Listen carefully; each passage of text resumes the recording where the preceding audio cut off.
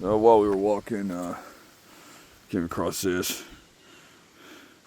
It's common after the rain, and then after people have been riding a bunch, these will just keep popping up. I don't think they took them with them when they ripped up these fucking railroad tracks. I think there's just probably thousands of them buried somewhere along here, and then just loose ones everywhere. I've been finding them since I was a kid. I got some of them in my mantle cleaned up. So it's just an iron spike. They're usually in pretty good shape. The rust leaves interesting patterns on them. We'll go ahead and collect it, gentlemen, for posterity. We'll clean it up. We'll make a few videos about it.